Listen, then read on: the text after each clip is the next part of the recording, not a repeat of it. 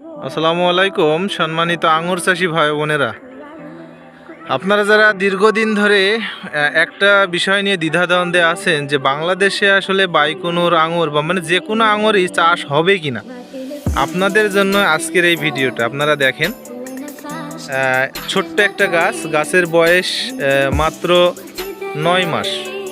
আর এই 9 মাসের গাছে আমি যদি আপনাদেরকে একটু গুনে দেখাই কয় থোকা আঙুর হয়েছে, তাহলে বুঝতে পারবেন।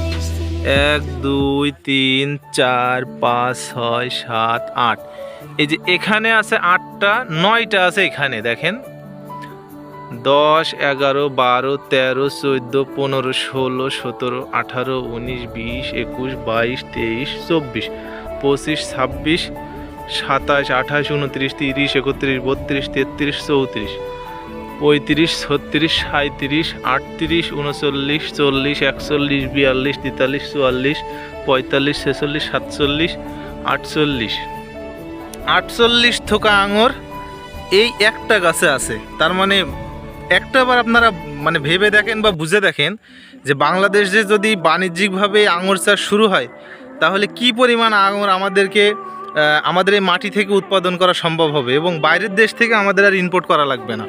তো আপনারা যারা আঙুর চাষে আগ্রহী, অবশ্যই এটা করতে পারেন। দেখেন আঙুরগুলো একটু দেখেন আপনারা, যারা আঙুর চাষ করতে চান অবশ্যই এটা নিঃসন্দেহে মানে ভালো একটা চাষ হবে বাংলাদেশে, এটা আমরা মনে করছি। আমি আপনাদেরকে ঘুরে অন্য পাশটাও একটু দেখাই।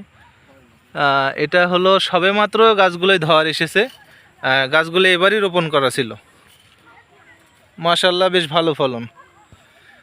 তো ভিডিওটা ভালো লাগলে অবশ্যই সবাই একটু ফলো করে দিবেন এবং শেয়ার করে দিবেন, যারা এটা দেখেনি তারাও যেন একটু দেখে অনুপ্রাণিত হতে পারে। এবং আপনাদের যাদের চারা প্রয়োজন যোগাযোগ করবেন, স্ক্রিনে নাম্বার দেওয়া থাকবে।